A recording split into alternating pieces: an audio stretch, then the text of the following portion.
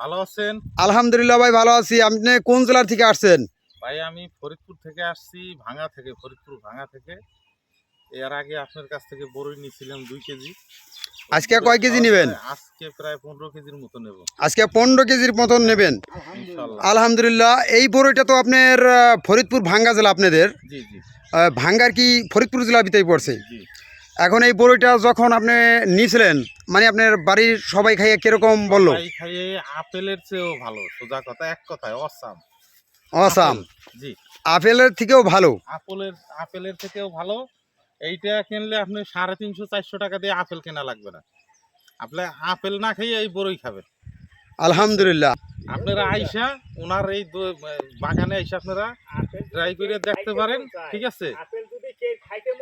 এই যে দেখেন আমার কাস্টমার, এই যে আর একজন আসতেছে। আসসালামু আলাইকুম দাদা। ওয়ালাইকুম আসসালাম রহমতুল্লাহ। দাদা, আমার এই বড়ই সম্পর্কে কিছু বলেন। না, এই বড়ই সম্পর্কে বড়ই হয়তো আমার ঘরের বাচ্চার মায় এমনকি কইছে কয় যে না, জীবনে বড়ই অনেকই খাইছি, কিন্তু এই বড়ইর কথা মনে হলে তেমন একটা খাইতে মন চায় না। কিন্তু এই বড়ই খাইছি, এরকম বড়ই এখন আমরা খাই নাই।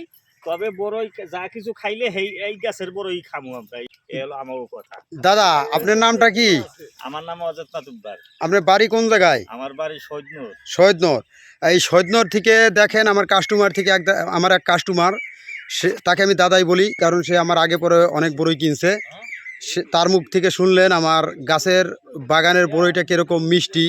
এটা কোনো গলা আটকা আটকা ভাব লাগে নাকি দাদা? না না, গরু আটকা না, মানে আপেল খাইলে যে শান্তি পাই, হ্যাঁ, আর সেইয়া মানে আমি মনে করি আপেলের সেইয়া কম না, বেশি ছাড়া।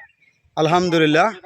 এই গাছ যদি কেউ লাগায় আমাদের কাছ থেকে চারা নিয়ে ঠকবে নাকি? না না, ঠকবে না, কিন্তু এই ছাড়া যদি নিয়ে না গায়, মানে হে আরো ইয়া যা উন্নত করছে, হে আরো উন্নত হইব কেমনে কেমনে। কেমনে কেমনে উন্নত হবে? হ্যাঁ, কেমনে কেমনে আরো উন্নত বেশি হবে। আমরা এখন এই ফরিদপুর জেলা থেকে যে ভাই আসছে, একটু সময় নিয়ে তার সাথে কথা বলতে চাই। ভাই, আপনার নামটা কি? আমার নাম হানিফ। হানিফ ভাই। ভাই, আপনি কি কোনো এই যে আমার বাগানে আইসা 15 কেজি বড়ই নেবেন, এর আগেও আপনি বড়ই নিয়েছেন অনেক, এরকম বাগান করার কি আপনার কোনো শখ আছে কিনা? আমার অবশ্যই ইনশাল্লাহ আছে। আমি জমি দেখতেছি। বড়ইটা আমাদের বাজার আড়ে কোনো জায়গায় এইরকম এইগুলা গুলশান বাড়ি দ্বারায় হয়তো কি গ্যারান্টি দিয়ে যারা বেচে 2-1 জনের কাছে পাওয়া যাইতে পারে। এই মার্কেটে, বড় বড় নিউ মার্কেটে, বড় বড় মার্কেটে। কিন্তু আমাদের মতো লোকাল মার্কেট টার্কেটে সবই কষালো, এগুলাই গলায় বাজে, সে বাজে, বড়ই খাওয়া যায় না। বড় জীবনে যে এতই খাইছি, কিন্তু এইরকম বড়ই আমরা হান্দাত খাই নাই। তবে এই খাইতে আসি দেখে আমরা অন্য কোথাও তো বড়ই কেনা বেচা সব, কেনাকাটা সব বন্ধ হয়ে গেছে, কিন্তু বড়ই যে কয় কেজি খাইতে হয় এখান থেকেই নিয়ে খাইতে হয়।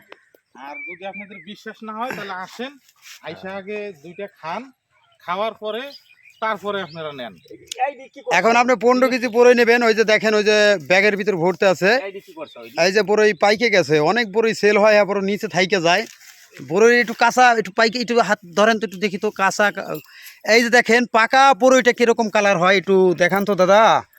এই যে দেখেন, এটা পাকলে আর কি এরকম কালার হয় আর কি, লাল কালার হয়ে যায়। আর এই যে মানে সোজা কথা, হে আপেলের এই যে 2টা বড়ই আমি হাতে নিলাম, সোজা কথা আপেল আর কি। তো এই যে দেখেন, বিকাল হলে আর কি বেচা কিনা হয় আমার, আমি আবার দিনেও বেচা কিনা হয়। আর আমার এই জমি থেকেই বড়ই বেচা কিনা করি। এই যে দেখেন এক ভাই ভিডিও করতেছে, সে তার পেজের জন্য অনেক দূর থেকে, অনেক জেলা থেকে আইসা তারা ভিডিও করে, এমনকি তাদের পছন্দের বড়ই হাত দিয়ে ছিঁড়ে কিনে নিয়ে যায়।